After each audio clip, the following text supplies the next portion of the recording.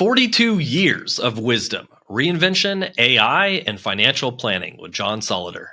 Welcome to the Modern Insurance Agent Podcast. We're your host, David and Al Denning. What happens when a millennial couple dives headfirst into the insurance world, scales $1 million remote business, and decides to share the journey with the world? You get the Modern Insurance Agent. Here, we reveal the messy, magical, and sometimes hilarious realities of building a business and a life you love. From traveling the globe to building remote teams. Yes, even working remotely on top of a mountain in the Philippines. We're sharing insights, strategies, and plenty of laughs to help agents and entrepreneurs succeed. Because, let's face it, success isn't just about hitting numbers. It's about designing a life that works for you. So let's dive in and build something extraordinary together. Welcome back to the Modern Insurance Agent Podcast. Today's guest brings over 4 decades of wisdom, perspective, and real-world experience, and he's still pushing the envelope like it's day one. But before we dive in, you can get all the resources, all the show notes, as well as how to connect with our amazing guest. If you go to jumpstartgonow.com/podcast, we've already put it all together for you. Now, I'm joined by John Solleder, best-selling author, global speaker, a black belt, lifelong athlete, and someone who's reached the top level in 4 different organizations over a 42-year career. He's traveled to 60 countries, trained thousands, and now he's embracing AI, content, and modern branding in a way that puts most people half his age to shame. Today, we are diving into reinvention, financial preparation, and what today's agents must understand to serve their clients well. So let's jump in. Welcome to the show, John. David, it's a privilege to be here, and I love that video. But it's the first time I've seen it. You have been, you're going to catch me and probably surpass the 60. It's actually 63 countries, by the way, because I always tell my wife, I forget about Andorra. Andorra's about this big, but very nice country. And I always forget that one. I go like 60 something and I forget poor little Andorra, but nice country. Had a nice meal there. Oh, I definitely I've got to basically double, I think, because I'm right around 30-ish. So got a ways to go, but that's a world to explore. And maybe we'll have to meet you up in, Seychelles has been on my list for a little bit. So maybe we need to hit Seychelles, do a little sailing over there or something. But we'll have a good time, right? So all about sun and fun. But I almost ran out of breath during that intro. I mean, you've accomplished so much, and been self-employed those 42 years, which is incredible and amazing from everything that you've done there. What originally pulled you into this world, and then what kept you here? Well, what's funny is I was studying to be a journalist at Seton Hall University in New Jersey. Go Pirates! It's early basketball season. We're always hopeful. But never turns out quite the way we want, but we do okay. But Big East is a tough conference. But anyway, I was graduating, and I was looking for my first job. And I was competing in a Sambo tournament. Sambo is Russian wrestling. I was competing in a Sambo tournament in Fairfax, Virginia, at George Mason University. And this was in early April, 1983. Long time ago. And anyway, I was talking with a guy named Greg Gibson, who had been an Olympian and world-class wrestler, who was also a Marine Corps recruiter. I mean, he was a man's man, believe me. And I just saw the other day, he just celebrated his birthday. But anyway, I got talking to Greg about going in the Marine Corps. And my family had my lineage on my dad's side and my mom's side. Some were officers, 2 Purple Heart winners. And I'm thinking, you know what? Marine Corps recruiting. I think that sounds like something I could do. I'm a patriot, love my country, and I talked to Greg about that. Said, okay, well, let's talk about that further. I graduate the next month. This was April. I was graduating in May. Mm-hmm. That same week, one of those paradigm shift moments in life happened. Another guy who I had wrestled with, not against, he's much smaller than me, a guy named Tom Husted, who amongst other things, was the first 100-win wrestler in New Jersey history, went on to wrestle Wisconsin and Lehigh, great wrestler. And anyway, Tommy and I were at the same health club, which was owned by another wrestler, Dave Brzezinski. And anyway, we're working out, and Tom says, hey, what are you going to do when you graduate? And I said, Tom, I'll be honest with you, I have no idea. There's no jobs. Because 1983, we're not that far from the Carter administration. God bless Jimmy Carter. He was a great man. He was a lousy president economically. and Reagan had taken over, and there were some things happening. The economy was starting to turn, but it was still pretty rough. And of course, you're a kid. You go with your resume, and it says your name and your phone number. Well, what have you done? Well, I wrestled a little, and I played judo a little, and I bartended a little, and I could dig some ditches and stuff. But at the end of the day, unless you need any of those things, you're probably not going to hire me. So I wasn't finding much luck in the job place. And ironically, Tom said to me, listen, if you give me $32, you can join this business I'm in.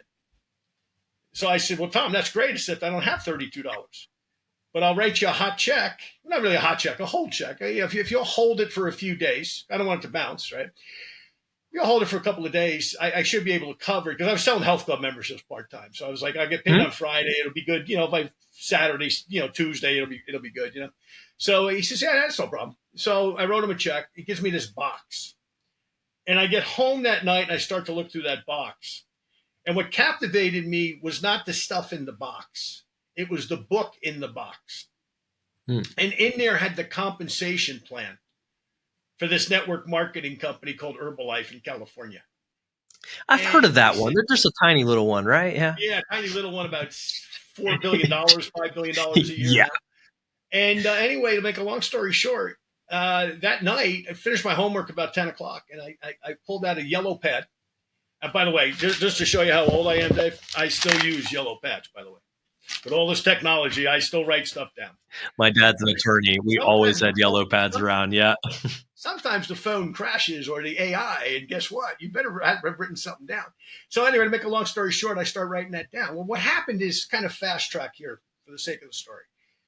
I get in that business, and I start to sell product. I have no idea about all these numbers, by the way. All I know is if I buy product at this price and I sell it at this price, I make the difference. Fair enough. It doesn't take a brain surgeon to figure that one out. So I start to sell product, and I sell enough product that I make $800 by May 18th, 1983. Now, May 18th, 1983, I'm graduating college. At that time, my politics were very left. I don't know that I was a socialist, but I definitely was a far left Democrat. Okay. And I did not like President Reagan. My father was a union man. He did not like President Reagan. My family were all union guys. They did not like President Reagan. He had fired the air traffic controllers and blah, blah, blah. His own history. He was a Democrat, became a Republican. Anyway, leaving politics out of it, I said, I'm not going to graduation. They can mail me my degree. And my father said something really interesting. He said, even though we don't like the guy, we respect the presidency and the office. People have died for this country so we could have what we have. You're going. And I said, okay, I respected my dad enough that I said, I'll go, but I'm not going to listen. I'm going to sit there, Dave, like this, right? I got all the answers and no money, but I'm not going to listen, blah, blah, blah. When he talks, I'm not going to listen to a darn thing he has to say. And I am not exaggerating. By the time that man was done with his first paragraph about what was happening and how capitalism was such a hook to people, that the people in East Germany were willing to climb that wall and even die for it to get to a capitalist side of that fence. I said, this is interesting. I never heard this before. And then he said, 1932, when he had graduated college, that the economy was similar to what it was at that point, 83. Weren't a lot of jobs. And he went back to be a lifeguard in Illinois. And when he was a lifeguard that summer, there was a wealthy man at the pool. Or I think it was a lake, actually. Anyway, he went up to the guy and he said, how do you become successful? And the guy said, you find a mentor. You find somebody to teach you a business you're interested in. What are you interested in? He used to call him Dutch. What are you interested in, Dutch? He goes, I'd like to be a broadcaster. Long story short, he winds up getting an interview with one of the Chicago Cubs affiliate farm teams, winds up becoming a broadcaster. Somebody from Westinghouse hears him, moves him up to California. One thing leads to another, and we all know the rest. So it was President Reagan that was really my very first mentor, if you will. And by the way, by the time he was done with that first paragraph, I wasn't sitting back in my chair. I was on the edge of my chair because I was like, when that guy's done talking, I am giving him a standing ovation. And it was amazing because Reagan had this ability to talk like you and I are right now when we're looking at each other. I felt like he's not talking to these other 4,000 people who are here. He's talking to me because I realized in the last month, I've been being mentored by the guys I'm working with. They're teaching me some stuff. I'm getting some skills. I made $800. Hey, by the way, $800, 1983 was cash. Yep. People didn't have credit cards. Somebody bought product. They shelled out money. You stuck it in your wallet. And of course, you went and you bought more product, but I had $800 profit. So anyway, long story short, kind of fast track the story. June of 83, I go to my first ever business meeting. I did not even own a suit and tie. So I went to a place called Valley Fair in Hillsdale, New Jersey, and I bought my first suit and tie for about $20. Okay. And I go to this meeting, and I'm probably the worst dressed guy in the audience, but the fella doing the meeting becomes really my first mentor that I interact with, a guy named Larry Thompson. Okay. And him and his wife are still good friends of mine. They live here in Texas now, very close friends of mine. Larry's up in years now. He's in his 80s. But Larry says at that meeting, for things to change, you have to change. And for things to get better, you have to get better. Now, it turns out Jim Rohn, who I also never heard of at that point in my life, had written those words. But all of a sudden, when Larry said that, I drive back from Hartford to New Jersey. And in the process, something happened here. I recognized that making excuses wasn't going to get me anywhere in life. And I started to go to the Free Public Library.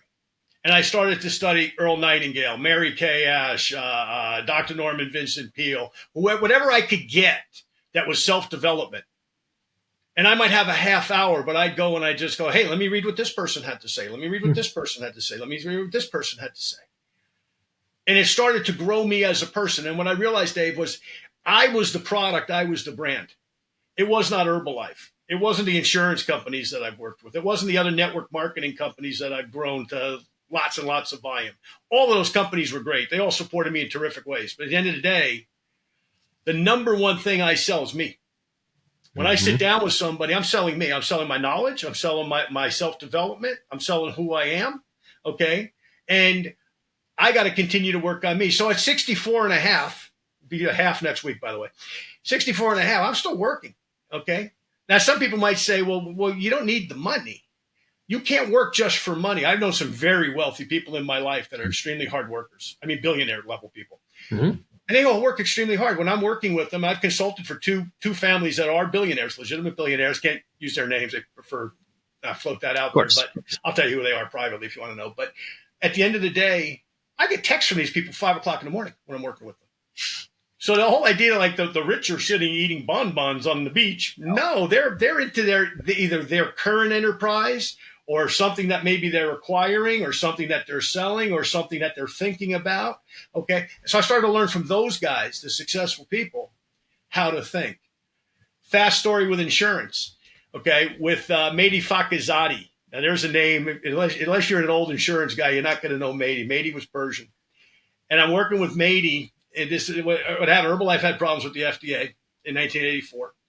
I decided to go in the insurance business. Always liked the idea of insurance. Went to work for Metropolitan Life. And I'm working in the same office at one point with Mr. Mehdi. I had so much respect for him, I couldn't call him by his first name at that point.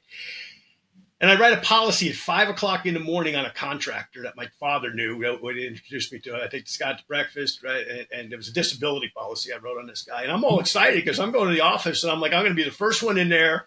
I'm going to put it on the secretary's desk because they had to submit them in those days, right? There was no, internet to do it over.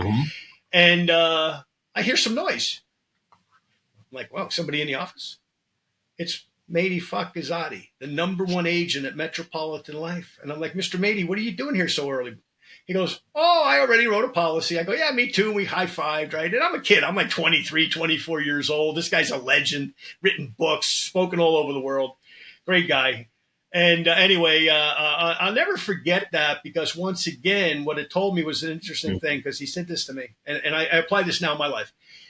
I said, why are you working still at this point? He goes, when I came from Iran, not speaking the language well, I had to work like crazy to figure out what to do.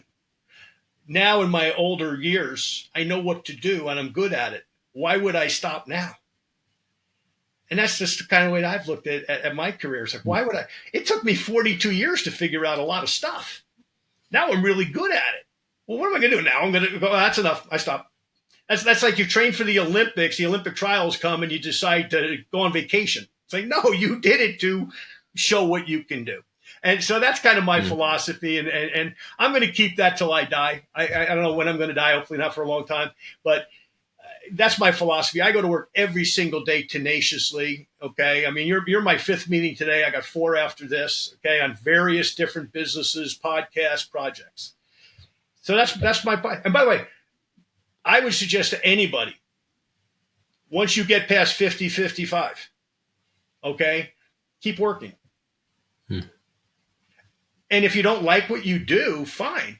Retire from that career, but find something, to Ronald Reagan's suggestion of his first mentor, find a mentor to teach you something else. Okay. I interviewed a lady the other day from Australia on my show. She was a flamenco guitar player. For years, she put off playing professionally. Kids grew up. She's by herself now. She just went back to playing in clubs a couple nights a week because she loves to play the guitar. I mean, as one of many examples. I love it. I mean, and life's never boring if you're constantly learning, exploring new things, growing, right? Like you're never like, oh, I'm done. I'm complete. I've learned all I need to learn. I've done all I want to do. Like, that's it's an endless journey and of discovery and improvement yourself, right? Like you said, that's why anything I like to invest in is usually very much masterminds and mentorship and things that like level me up as a person and skill sets, right? Even if I ultimately end up hiring down the road for it, if I understand it, I can hire well for it too.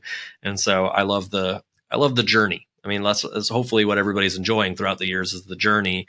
Because if you're only working for the end destination, it's not going to be fun in the meantime, right? So, and like that, that's actually a nice transition into like that continuous learn and change everything there. Like you jumped into AI in 2024, podcasts, and you've been building your brand globally with it. What's open your eyes to that opportunity, and then also the story kind of behind the podcast.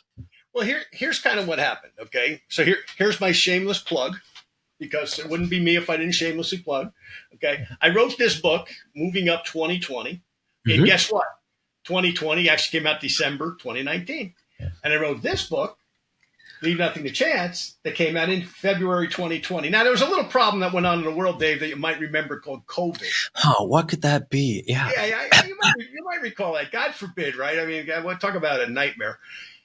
Talk about mismanagement at its highest. But anyhow, that's a separate podcast. But whole separate story, yeah. Long story short, right? I write these books. Well, I got, there's $60,000 sitting there, you know what I mean? Between writing, publishing, you've done it. And so I'm like, wow, what am I going to do? So I had been on the World's Greatest Salesman podcast, which is the Og Mandino station that my friend Dan McCormick runs, right? And Dan said to me, he goes, you might want to get a podcast. Well, this is before COVID. And all of a sudden I said, maybe I should do a podcast. So I started a podcast. I had no idea what I was doing. By the way, most entrepreneurs that are listening, most of the time we don't know what we're doing. We just we'll figure it out as we go. That's why we're entrepreneurs. That's why we got this wire up here that somehow isn't connected. It says, I can figure it out, right? Steve Jobs, thank God he was like that, right? Anyway, make a long story short, that's how I got into podcasting. So that was February 2020. Because I was supposed to be on the road doing meetings for network marketing, not only for my company, but for different friends of mine in the network marketing space. Like, hey, you're going to be in Atlanta. Come on over. I got a meeting in Atlanta. You're going to be there for your company on February 5th. Hey, my meeting's February 7th. Hang around town. Let's go have dinner. Come talk to my people. Why? Because the stuff I teach is generic. It's not for one company. It's for everybody. So I got this big plan, and I'm supposed to be in I think it was 8 different countries I was supposed to be in. I have to think about it. But anyway, 8 or 9 countries. And my books are in Spanish. I've got a tremendously large business. Got over 1 million sales reps in one company in the Spanish-speaking world. And, I got friends in all these great, Spanish countries, Mexico, Colombia, Ecuador. They're all like, you're going to come down. We're going to have fun. We're going to be meeting a couple thousand people, bring some books. And well, none of that happened. Anyway, so I pivoted. That was a pivot. Okay. And if you're listening, folks, and you're over 50, even if you're under 50, pivoting is really important. Okay. Think about it like basketball. You got your back to the basket, right? Your teammate comes down, he throws you the ball, you pivot to throw the ball in the basket. That's an example of a pivot. How's a pivot work in business? Same thing. Hey, I'm looking this way. I can't score this way. I got to turn around to do something else. That's a pivot. Okay, whether it's a tool like podcasting, for example, or the next part of my pivot, and I call this the agility part of the pivot, okay, was AI. About a year ago, I get an email from a guy, and the email basically is blowing smoke up my skirt. I had a show with one of my colleagues in Houston, and we had 52,000 people on this one show, which is amazing. Biggest show I ever did, by the way. Okay, 52,000, because everybody knows me and him, and we're in the same company, so everybody listened to it and shared it, and blah, blah, blah, right, which was great. So I get this email from this guy I don't even know. His name's Chris. And he says, boy, you're smart and you're pretty and, everything else, all the stuff we want to hear, right? Wow, you puffed your chest out and ran to the kitchen, showed my wife, look at this email this guy sent me. So finally I meet this guy and I said, boy, that was a great email you sent. He goes, yeah, I didn't write it. Virtual assistant? Nope. Wife? Secretary? I'm like, all the normal choices of somebody else wrote an email on your behalf. He goes, no, AI. I'm like, what? AI wrote that? He goes, yeah. So I interviewed him on my show. And what he did was he opened my eyes to AI. And we started to use AI as a search engine to meet other podcasters with similar interests. Financial interest, network marketing, health, the things that I know something about that I'm going to be a good guest on your show. You're going to be a good guest on my show. It's a way to meet people. It's a dating service is what it really is. Okay. And business dating service. So I started to use that. And boy, I started meeting people all over the world. So that's kind of where the agility came in of saying, okay, now I'm 64 years old now. I was 63 then. Most people my age, not all, we're like this. I don't want to know about AI. I don't want to know about AI. I don't want to know. I'm about to retire. I'm going to quit. I don't want to know. I don't let my kids know. Let my grandkids know. I don't want to know. Folks, don't be afraid of AI. AI is the greatest singular business tool in the history of mankind. Now, is there a downside? Sure. I mean, we're seeing the numbers. Amazon's laying people off. They're bringing in robots. There's a restaurant I was in California a few months ago, served by robots. There's a restaurant here in Dallas, serve you by robots. You do pay your bill to a human being, but the rest of the meal is served by robots. Look, folks, it's here. It's not coming. It's here. Okay. And it's not a good thing. But listen to what I'm saying. It's still early enough that you can use it to your advantage. Make it a business tool. Make it a friend. Just like these things, right? When these things came out, I still had a phone in my wall at that point. I don't. Now this is my only technology, phone-wise, right? I mean, so things do change over time. Don't be afraid of AI. Embrace it. I've used it to write books. I've used it to write courses. Now, I don't let it do 100% of the work, but I'll let it do this much of it, right, that it can do. And then the part that has to really be personalized and scrutinized, right, especially if it's a financial thing, for example, or something that FTC, SEC, Insurance Commission, somebody's going to look at and go, whoa, this guy's making crazy claims, right? So, you got to check it for that because it's a robot at the end of the day. Don't trust the robot 100%. But use the robot to do the heavy lifting. I did a little booklet on final expense. It's on my website.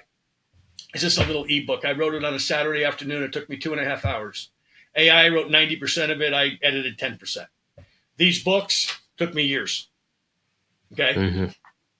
Now, use it. Use it as a tool. I'll give you another example. Years ago, when I lived in New York, I used to cut my own lawn on Saturday afternoons. Now, I enjoyed it because a lot of times I was flying all week in meetings, in hotels. Hey, I'm out. I'm in the fresh air. I had a nice piece of property in New York State. So I get out there and I cut the lawn. And I'm talking to my mentor one day. And he says to me, he goes, I don't get it. He goes, you made X amount of dollars last year. It was seven figures that I made this particular year. He says, so what do you think you make per day? I said, I don't know. I did a fast calculation. I don't know. $3,000 a day. He goes, yeah, even on Saturday. He goes, let's say you slept 8 hours, you went to the gym 8 hours, you ate 8 hours, you did everything else 8 hours. So 8 hours you worked, 8 hours into 3,000 is what? $250 an hour. What's a landscaper cost in New York? That time about $50 an hour. He said, why would you lose $400? Because that's, if you think about it, 250 twice, 500, less 100. It's 400. Yep. Why would you lose that money? I said, well, I enjoy cutting the lawn. I said, look, if you enjoy cutting the lawn, because that's your only physical activity, which it was not, okay, during the course of the week, but I enjoyed it. I just kind of like the lawnmower, no phone, He said, if you enjoy it, that's one thing. It's exercise. Do it. But if you're doing it to save $100, that's stupid. And that's how I see AI, Dave. AI can do a lot of that heavy lifting. It could cut the lawn for you while you do what you do best in your business, because only you can close that sale. Only you can use your authoritative knowledge, be it of final expense insurance, be it of life insurance, be it of annuities, be it of securities, be it of network marketing, be it of whatever it is that you're marketing, okay? Only you can make that conversation come to life for that other individual and make a buying decision. You do that. But a lot of that prep work you can use the AI to do. Mm-hmm. Use it for that. Let it do the heavy lifting. You do what only you can do and that you do best, where you can capitalize and up your income using AI as a tool. Now, if you see it that way, it's not a challenge. It's not going to replace you. It's going to help you, right? And that's the way that frankly, you need to see it. And that's the way I see it. And look, once again, there's some downsides. We can get into the downsides, but at the end of the day, use it for what it's intended to be used for, which is to make your life easier so you could be more productive, especially if you're like me, if you're like you and your wife, where we're in small business. At the end of the day, hey, we get to eat what we kill. Nobody's lining up and giving us anything. We're not living in New York City, There's no Mandami coming along and giving us free food. I'm being funny here. But in all seriousness, there's no free lunch, okay, when you're a small business. If you're a small insurance agent, okay, or even if you're a big insurance agent, that time saved is money earned. Mm-hmm. That's the way you have to look at AI. And once again, if you're a little older, you got some gray in your hair like I do, don't worry about it. You can learn this stuff. You don't know. By the way, I am not an expert in AI. People say, well, you have an expertise in AI. No, I don't. I have an expertise in how to use AI. How does it actually work? I have no idea. All I know is I press buttons and it gives me answers. It gives me leads. It gives me people to talk to, people to network with, people to communicate with. What do I want? I'm a salesman. I got stuff to sell. I need bodies in front of me to sell it to.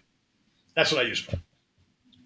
Yeah, I mean, it's a tool at the end of the day, and just like any tools, there's changes. Like when the excavators came out, all the people looked at their shovels and looked at the excavators like, yeah, maybe I should start using the machines and learn how to use the machines, right? It's a change, it's a shift, And the thing with AI though that's interesting is how I treat it. If I treat it just like a tool, or like, especially if I use it at its lowest level, just like a Google where I ask a question, get an answer, is one thing. But if I really view it more of like, almost like I've hired someone for a position, but they're brand new and they don't have experience in this area. Like if I use it just off the bat to tell it to do stuff, so I'm going to get someone who's brand new's kind of results. Probably not exactly what I want. I have to refine that. But if I train them and teach them and give them what to do or how to do it and how I write, how I think, my knowledge about me and these types of things, well, now I can execute those things way better and need a lot less correction. So, really getting into training them and leveraging them for these areas. Like you wouldn't hire someone brand new and expect them to know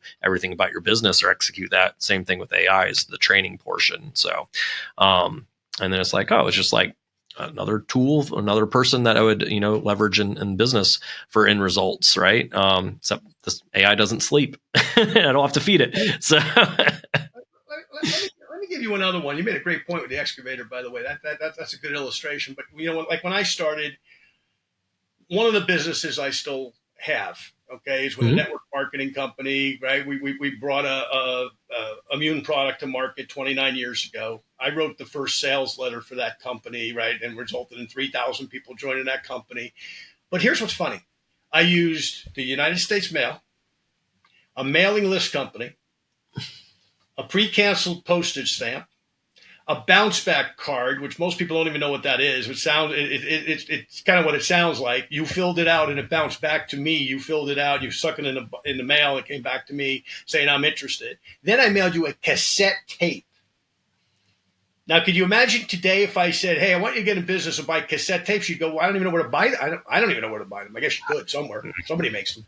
But like I used a cassette tape, and then I hoped when I mailed it that the postman didn't break it. And then I hope the person on the other end actually listened to it. Now, why do I use that example? that used to cost me between everything, the tape and everything else, if it went to completion, right, where I mailed it out, I had the list broker, I had the postage, I had the envelope, I had my own writing time, okay, in there. It took me 18 hours to write this letter. And if I took all of that out and I factored it out, and then I mailed you the tape with the cost of the tape, with the bubble envelope, cost me about $5. Today I can go, oh, Dave, you're interested in XYZ? Ding, ding, ding, ding, ding. I hit an app. Boop, it's on your phone. Take a look. Let me know if you're interested. Oh, if you are, by the way, my URL's there. Go sign up. Go buy what I'm selling. What did that cost me? Nothing. Okay? Cost me like my phone service, I guess, right? In theory. But at the end of the day, the cost of doing business has come dramatically down because of technology. Now, if you look at it that way as an entrepreneur, AI, okay, it's not all free, but it is to some degree. It's to make you more successful, but you got to use it, and you got to see it that way. And don't let it. And by the way, if you don't understand something with it, like I got a 21-year-old son who's a whiz kid. He's studying to be an electrical engineer. He's got a coding degree. It's like, I say, Fred, come here, help me. If you don't have a 21-year-old kid living at your house studying to be an engineer, you got one in your neighborhood. Go find him. Go to the local community college and say, hey. Mm-hmm. Yep. What students are coming here at night that are maybe doing continuing ed that are looking for a few extra bucks where I can pay them as a digital consultant, for example? Okay. I mean, there's all sorts of, look, as entrepreneurs, there's always a solution. Bible says, seek and we shall find, right? There's always somebody out there with that next level of expertise that you can work with that'll gladly take a little bit of money from you in return for their authority on something. So you don't have to know it all. You have to know where to look to find the person who's got the answers for you.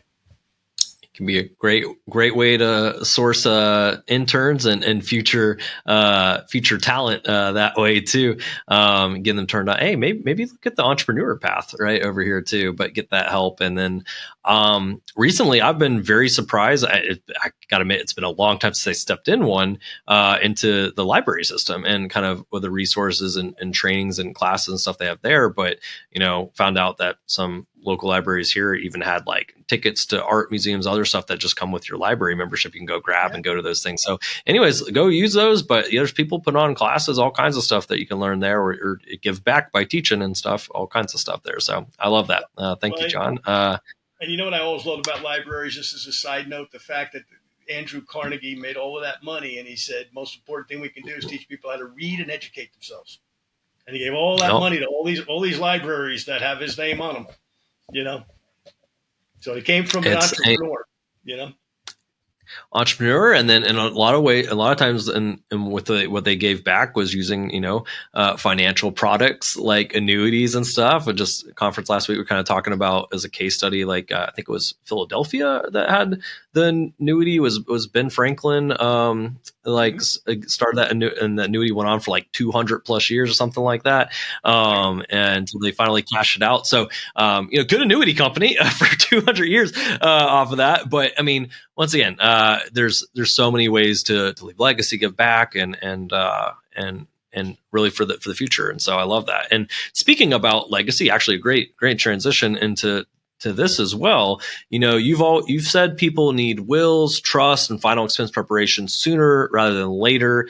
Really love to know what's kind of driving that urgency, as well as you've mentioned names like Prince and John Denver. What do their stories kind of teach us too? Yeah, well, it's funny because my wife and I we've done some final expense work the last couple of years, and what happened there, I had so many people asking me for financial advice that I finally said, after like 30 plus years out of the insurance business, let me go sit down and get my license. If for no other reason, the fact that I can have an honest conversation with somebody without advising them illegally, right? So, and then all of a sudden I said, well, let me get back a little bit into the business side of it. And insurance for me is a part-time business. Okay. Although there's technically no part-time businesses, but at the end of the day, we started to work with final expense, and it was really eye-opening because let me go back for a minute. When I was with MetLife as a kid in my early 20s, I would sit with families, husbands and wives, that lived in nice homes in northern New Jersey, where I lived and worked at that time. And back then, I would take all their data, right? Stocks, bonds, mutual funds, if they had an annuity from work or if they were in a union, they had a certain type of pension plan defined, et cetera. So I take all of their financial information. And back then, of course, there were no laptops. So you took it back to your office and you plugged it in this humongous Honeywell computer and it spit out data. And then you had your second appointment where you hoped to write the case. And I'll never forget, I'm sitting in this beautiful home in Haledon, New Jersey, home of Bruce Baumgartner, many-time Olympic champion in wrestling. Anyway, and I'm sitting in this home in Haledon, New Jersey, really nice house. And I realized I got to go tell this 60-year-old couple they can't stay in this house when they retire. They did not save anything. And then I start recognizing some of the other older couples that I would sit with that had beautiful homes, beautiful cars. Some of them even had beach houses. Now, they had assets, okay, because they did have homes. But I'd realize cash flow-wise, you can't stay where you are. You're going to have to downsize. So that was a life lesson where I started to save. At 25, I started to save every year in my SEP retirement account because I've always been self-employed. So my SEP retirement, back then it was called a KEO. Your older agents remember that. They changed the name from KEO to SEP somewhere along the line. And anyway, so I started to save religiously every year. Whatever my accountant said I could put in, and take the deduction, because you get a deduction from the IRS, right, for saving your own pension money. I did. And I advised a lot of other people in the network marketing business from the front of the room, you got to save money, you got to save. Most of them didn't. A few did. They're very wealthy today. The ones that didn't, they're 65, 70. They're trying to build their 8th multi-level company. Good luck to them. But anyway, that was a good life lesson for me. And then fast forward to now, where working in final expense, you're not working with young people. I wrote a case this morning on a 68-year-old friend of mine. Yeah. Well, he's got a bad heart. He's had a stroke. Okay. He can get final expense. He can qualify, 2-year modified plan, right? He can qualify. Okay. I mean, God willing, he'll live 2 years. But all of a sudden I said to my wife, I said, we should start asking these people, do they have a will or a trust? Because years ago, I got my first will. I think I was 25. And I started recognizing that. So I said, we need to add that to it. So we started we started to work with a company, okay, that sells wills and trusts. Okay. And we said, hey, let's just offer it. Some people decline it. Hey, I have all the money right now. But you're sitting there with people who, unfortunately, in the final expense market, they've procrastinated on two things: final expense insurance, which is different than life insurance. See, if everybody thinks it's the same, well, I got life insurance. Look, I got a ton of life insurance, but I also own a final expense plan. Why? Because of the discounted funeral service. Okay. Funeral Advantage, for example, with the company that we're working with. Other people have other, brands that they're using, right? That once again, the equivalent of a Funeral Advantage idea that you're going to save to that family when grandpa dies, that the funeral home doesn't go, oh, you got a $20,000 check and you want us to be the custodian of it? Sure. And all of a sudden the funeral's $19,000. Well, you have a final expense plan, okay, whether it's with Funeral Advantage or something similar. And all of a sudden that funeral director goes, they could pick this body up and move to my competitor. Okay, great. Let me play ball with these people and give them a fair discounted price. Let me give them the real price versus trying to ding them. And I'm not saying funeral directors do that, but like anything, hey, look, people are people. You go in and you go, here, I got a check from this insurance company, or I will have a check from this insurance company for $20,000. Well, they'll find a way. You'll have the fanciest flowers. At the end of the day, most people are practical. When we're dead, we're dead. Get me in the ground or get me in the urn, right? Type of thing, right? So I could say that, Dave, I'm a lot closer to that than you are. But my point is, okay, I started to recognize that people don't have final expense. They misconstrue it with life insurance. A lot of them, by the way, don't have life insurance either. So they have neither. But you can't really write life insurance on somebody older because of their health. Final expense is a great alternative, okay? It's not going to give your family, your family's not going to be, taking everybody to Disney World for Christmas on final expense, but it will give you a decent burial. It will help with some of those final expense things, the detail stuff, the funeral itself, right? Yep. Plus, of course, the expenses, maybe you had a locker somewhere with U-Haul, right? And all of a sudden you're sick the last couple of months, you pass away, and all of a sudden U-Haul sending a bill for $700. Okay, go pay it. Right. So they don't take grandpa's stuff and throw it in the street. Right. That's your stuff. Right.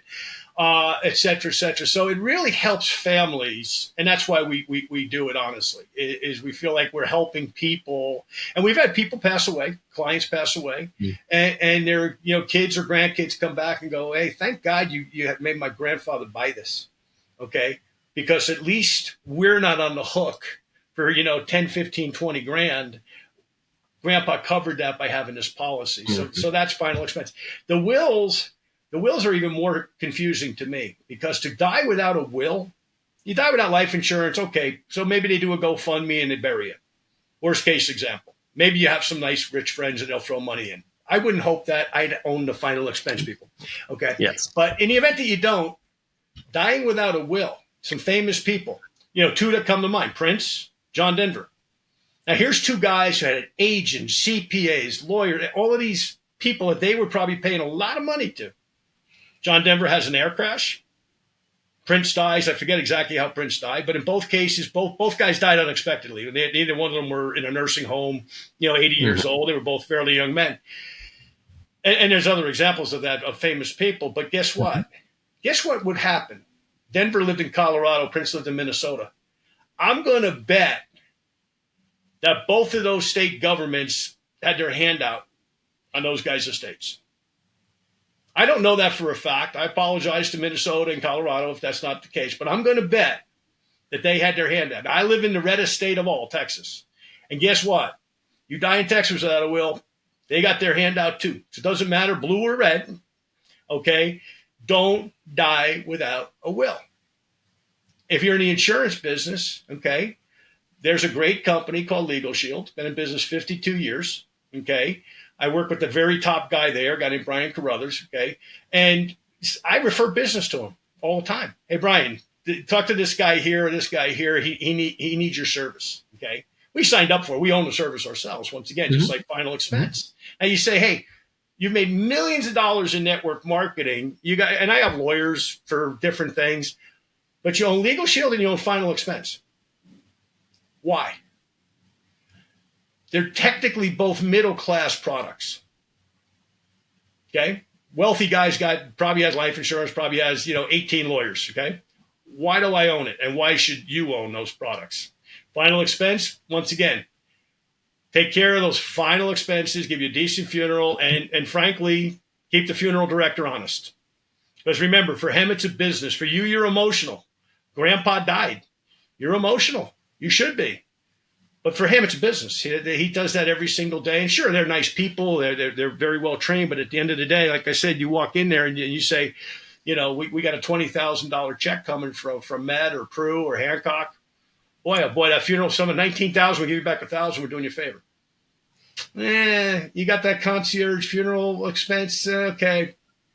Let them make a phone call for your family, and all of a sudden it's $8,000. That other $12,000 goes towards paying the U-Haul locker and the other stuff, because there's always other stuff, by the way.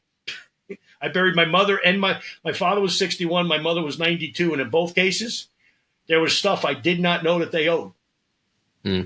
Okay, so that's just real life, right? So anyway, and that's on the will and the trust. Okay, by the way, people think somehow that to have a trust you need to be wealthy. You don't need to be wealthy to have a trust. Okay. A trust gives you, once again, documentation, okay, that can protect your estate from bad creditors, okay, from other things that you need to be protected from, okay? Now, final expense plan, you can get one, $20, $30, $40 a month, so it's not going to rob the bank. A lot of seniors get it. They'll pay their premium the day after their Social Security check comes, so they have money in the bank. Okay, so let Uncle Sam help to pay for that. Okay, and in the Legal Shield sense, it's $29 a month. I mean, it's not a big deal. You can pay it annually if you want. Okay, I can help with either. If you're in either business, I can set you up with people who are. But if you're in the business, once again, these are great extra things. Now, from a commission standpoint, if you're a life agent and you're not selling final expense, you're costing yourself dollars because a lot of people are not insurable. And by the way, not just the senior market. Sometimes you find a guy 50, he's had 3 heart attacks. Good luck insuring him, right? But you say, hey, Bob, I can get you a final expense plan. Okay, this way, God forbid you have that 4th heart attack and you don't come home. Let's make sure Mary doesn't have to go and, pass the hat to bury you. Let's just do the right thing for your family. And the same thing once again with the will. Let's just make sure. These are simple things. And it shocks me, Dave, how many smart, nice people who've done everything else in their life right. They've raised their kids. They paid their taxes. They've given to the ASPCA. They've given to the Little League. They've gone to church on Sunday. They've done everything else right. Take care of yourself. If you were on an airplane and the guy comes on, the pilot comes on and says, hey, we're having a problem here. We're going over the Rockies and the plane's kind of, going like this a little bit. The masks are going to drop. Put your mask on first. Now you say, whoa, that's terrible. I should put everybody around me. Well, yeah, that sounds good. Put yours on first because you can't help the person next to you if you don't have yours on. Yep. Right? And that, once again, goes back to those two products to me are dear to my heart. Final expense and a will and a trust, but at the very least a will. Just protect your family, okay? Don't be giving money to your government, your state government, your local. Don't be giving dollars that they don't deserve, okay? And even if you say, hey, I love my government, great. But don't give them money that they don't deserve. Your grandkid that wants to go to college could use that money a whole lot better. And if you don't have a family, and some folks don't, okay, there's so many great charities out there you can leave that money to, okay, that'll take good care of it, And sorry, I thought I had that off, the ringer. So there's so many other things that money could. Excuse me 1 second. Doing a podcast. I'll call you back. All right. My AI guy. See, he still uses phones. But anyway, that's just. I just wanted to say that. You know what I mean? Once again, I mean these are things. My other point on that, by the way, those are commissionable dollars in both cases. You can get a final expense plan to somebody who technically you couldn't get life insurance for. You still help them, most importantly, and you're going to pick up a commission. And on the Legal Shield product, you're also going to pick up a commission. Okay, for something that's got no underwriting, by the way, everybody qualifies. So, I remember when I first worked for Med, and I went and got my securities license, and my boss at the time, and his son is still a good friend of mine, Nick Donato, up in New Jersey, and I'll never forget. I get my securities license, and I go to this family, and I wind up coming out with a $200,000 mutual fund, okay, to Fidelity Magellan. And my boss was not licensed. I was. So he couldn't override that. His boss wound up overriding it. And he said to me, I don't get it. I go, here's what I know. I was at this family already. The guy was smoking 4 packs of cigarettes a day. There's no way in the world MetLife was going to insure this guy. No way. Then maybe, but probably going to be a difficult process. But the guy was a big contractor, made great money, and all he wanted to talk about was money. So I was like, you know what? Let me give him an option. And Fidelity Magellan, this was when Peter Lynch was running that fund, right? I mean, the fund of funds, right? And that thing grew. So on that money, I don't know what he ultimately made. If he kept it long term, his family may still own it. I don't know. But my only point about that is I walked out in those days. It was 2% commission on those things. On $200,000, I made $4,000 for a night in 1985. Like the $800 from the Herbalife stuff, that was real money. That was like, wow. So once again, why would I ever want to work for anybody else? And that's why I've spent my whole life, working for me. It's like the commissions are too good to work for somebody else, Absolutely. And with a slight shift, because I know we were talking about this prior to starting the podcast, and wanted to ask this question real quick. But you're a black belt in judo, Brazilian jiu-jitsu, mentioned martial arts a few times throughout this podcast. But what's one way that martial arts has shaped your business philosophy in any way? I was fortunate. Okay, I had 2 great senseis in judo, both Japanese, one Japanese American, but my original one Japanese from Japan. And the philosophy of judo is to use somebody else's force for yourself. So I learned a long time ago, I don't really get angry. Okay. I let somebody else get angry and get worked up about something and get fired up. Okay. And then sometimes I have to use either their anger or their whatever their situation is, okay, not to diffuse it, but to use it to my advantage. Okay, that was one of the great lessons that I found in judo was, and I was always a heavyweight, so I fought a lot of bigger guys. I'm 6'3". Okay, so I'm not that tall. I would fight guys sometimes that were 6'7", 6'8". So I had to pivot and adjust my thinking.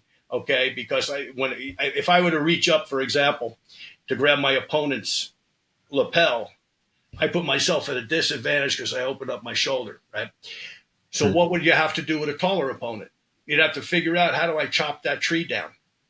A lot of ankle sweeps, right? If I kept ankle sweeping, now to get the guy off balance, now all of a sudden I can pull that lapel, and all of a sudden that 6'8" guy is now lower than I am. Now I can get to his shoulder and throw him, for example. Now, the reverse of that is there's heavyweights that were 5'8". They were what we used to call fire hydrants, right? And by the way, some great players that were 5'8", 300 pounds that could move. Okay. Once again, okay, well, this guy, I got to go over the top, but I can't reach because if I do, I put myself at a disadvantage. So anyway, what does all that have to do with business? It has to do with always looking at the other situation and using it to my advantage. What is this person telling me? Okay, what are they telegraphing to me? Okay, now in judo, it's kind of easy in this respect. Never easy to win a fight, by the way. But they're telling me this. If I see a guy 6'8", I know I'm going to use different technique than a guy 5'8". But if I walk in, whether it's insurance, whether it's network marketing, and somebody says, hey, I really got concerns about my immune system, I'm not going to talk to them about 17 other products. I'm going to talk to them about my product for the immune system. If I go in and I have a client that says, hey, I just came from my cousin's funeral. I know that's a final expense sale. You got to listen and use what they give you. Okay. You got to always be listening and watching for what is it that what's important to this man or woman. The guy this morning, what was important to him is that his sister, okay, who's also elderly, doesn't have a lot of money, that when he passes, she's not going to have any problems. So we went over the whole, funeral advantage thing, how it works, blah, blah, blah. Did it with him. Sat in Starbucks and I actually filled it out with them. Okay. And he's a friend of mine. But at the end of the day, I was like, okay, let's do this so it's done. And this way, when that day comes and he's, this particular guy has a lot of health challenges, it could be tomorrow, it could be 20 years from now. I don't know. That's up to God. But at the end of the day, he's now prepared. He can check that box of that concern. He's got other concerns in life, certainly, but he can check that box. So it's reading it. Now, if I went in there and I talked to him about a lot of other things, he wouldn't be interested. Follow? Where he's at right now is, hey, I got to clean up my financial stuff, right? So I'm always listening and watching. Okay, like my wife, when I first met her, I've been married to my wife 24 years, and I'd meet somebody and she'd go, "Why are you looking at them the way you look at them?" Because I always looked with the idea, if I need to throw this guy, where do I grab him? And for years she goes, "Is that really what you're thinking?" I go, "Yeah, it's exactly what I'm thinking." And in a business environment, now I don't think that really. I'm not going to just throw somebody. I mean, of course not. But I'm always thinking, well, if this guy decides to come at me, what am I going to do? Right? Like, is he taller? Is he shorter? Is he wider? Be prepared, right? Yeah, so that's the fight. That's the fighter's thing in here. But at the end of the day, okay, what am I really looking for? Okay, I'm really looking for how do I communicate with this human being, this other person? Okay, how do I communicate with them, and how do I take care of their needs if I can? Maybe they're looking for something that I don't sell, but because I'm a networker's networker, I got a gazillion friends. So you say to me, I want to buy XYZ. Well, I don't sell that, Dave, but you know what? My friend down in Florida, Dave, he's in that business. Let me connect you guys. Okay? I mean, that's another way to just, once again, take the martial arts training and say, how do I help somebody? Because part of martial arts, believe it or not, to the outsider, it looks very aggressive, and it is. But at the end of the day, believe it or not, okay, judo in particular translates in Japanese to the gentle way. Now, have you ever been thrown by another 250-pound guy and he lands on your rib cage? There's nothing gentle about it. But at the end of the day, the idea that Dr. Kano created, okay, was to use the other person's force for your good. That makes a lot of sense, okay? And once again, we're not looking for a fight with our clients, are we? We're looking for, how do I help them? Now, sometimes, this is where it really comes in. The training really comes in. I'm a very self-confident guy, okay? And what I mean by that is not that I go out and look for fights. I certainly don't, okay? But I'm confident in the sense that if I tell you something and you get mad at me, I don't care. What are you going to do? Are you going to beat me up? Probably not, okay, physically, all right? Maybe you can, but that's probably not what it's saying. So if you get mad at me, I don't take it personal. But I'm still going to tell you what I think you need to do in your business if I'm coaching you, right? I coach a lot of doctors, for example. Really hard to coach these people. They're super smart. They're super egotistical. And sometimes you just got to tell them, Doc, shut up. You were asking me for advice. Like, you came to me. I didn't come to you, okay? And by the way, you're paying me, okay? So if you don't want my advice, write me my last check and we'll shake and be friends. You know what? That approach, believe it or not, works. Mm-hmm. Sometimes. It doesn't work right off the bat. It works when you're working with a guy who just says, yeah, but no. And you go, well, I can't help you then. Why am I paying you? Because you just told me I gave you 12 suggestions. You told me they're all wrong. Right? So sometimes it's to go, hey, you got to have the confidence, right? Confidence and competency to say, I know my subject. And by the way, if I don't know my subject, Dave, I am going to defer.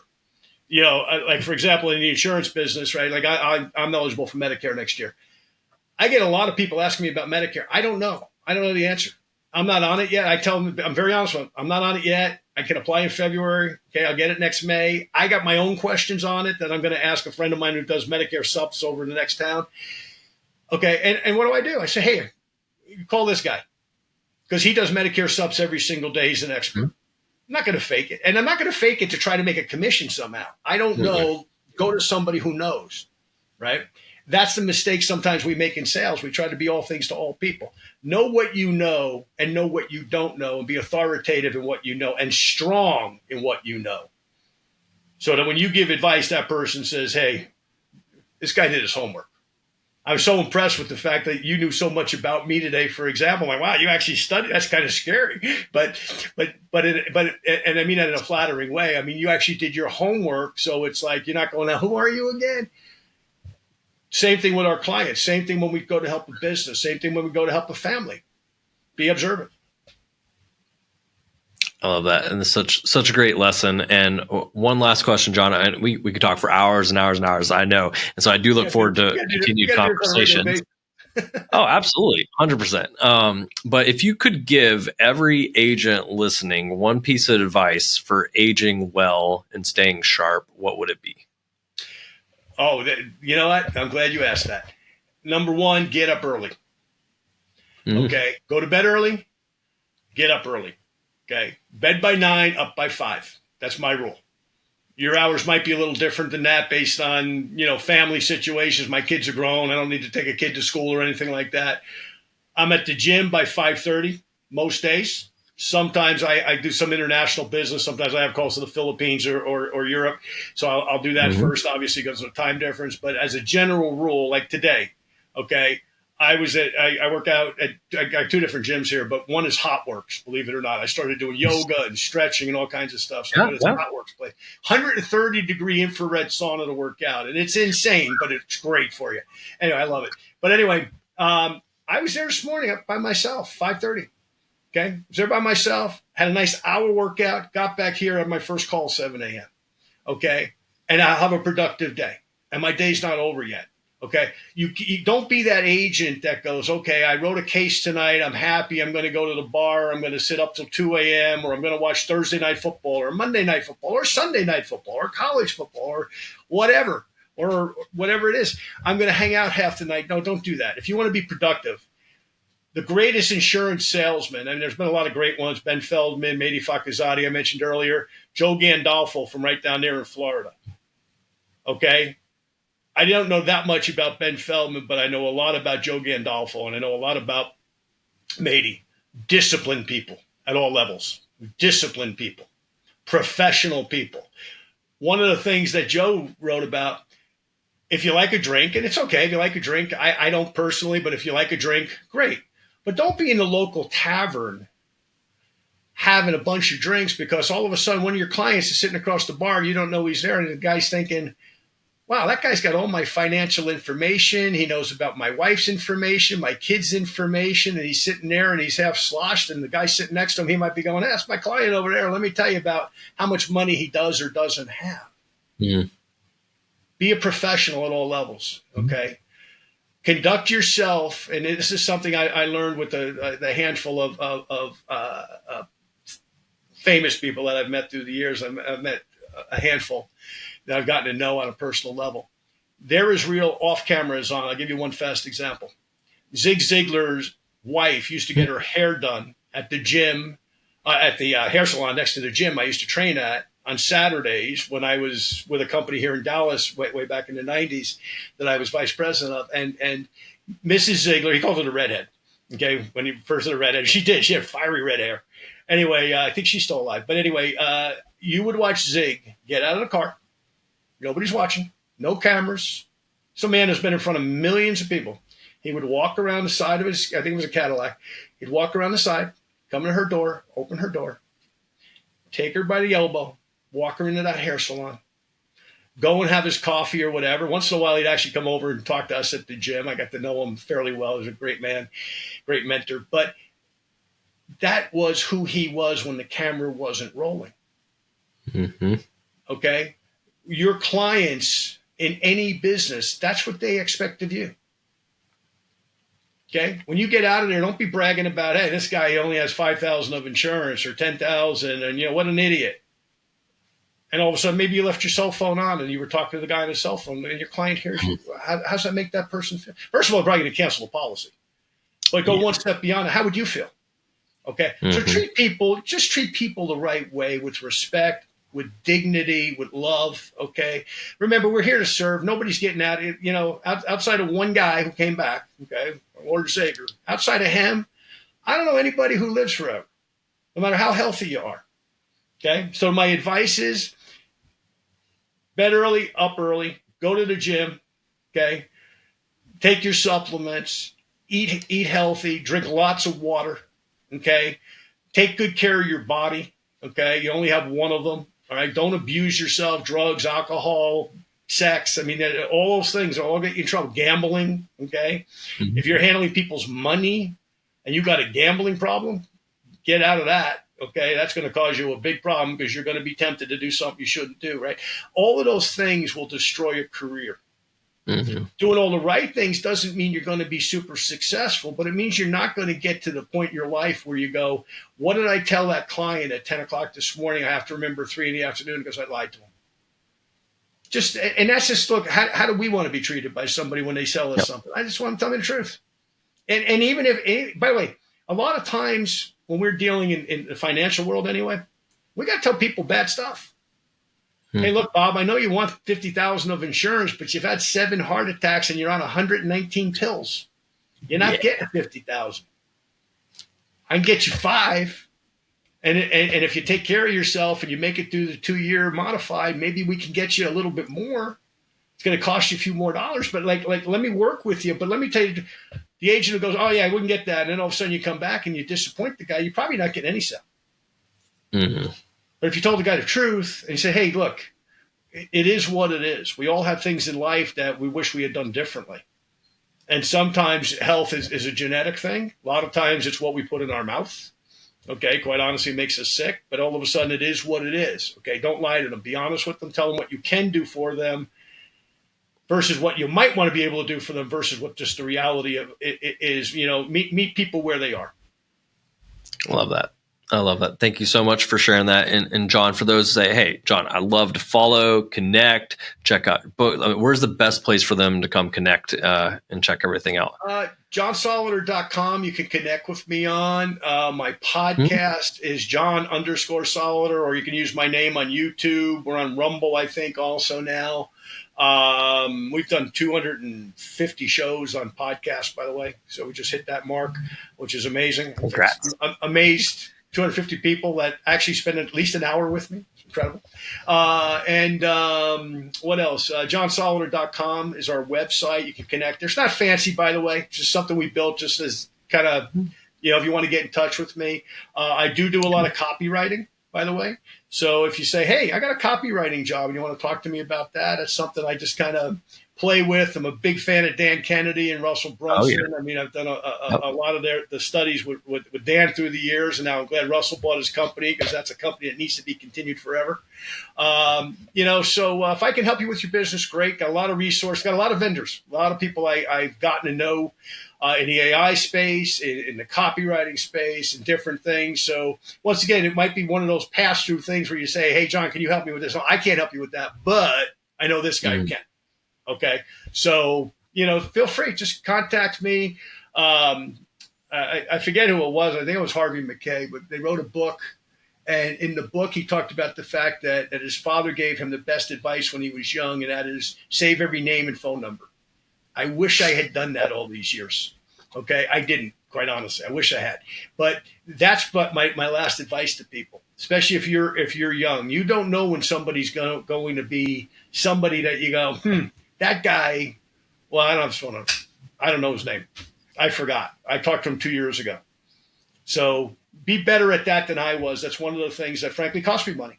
Okay. Is sometimes I don't have the resource that I did, but the last few years of my life, I've been tenacious, especially in this AI revolution, getting to know people that can help people with all sorts of things in terms of the internet.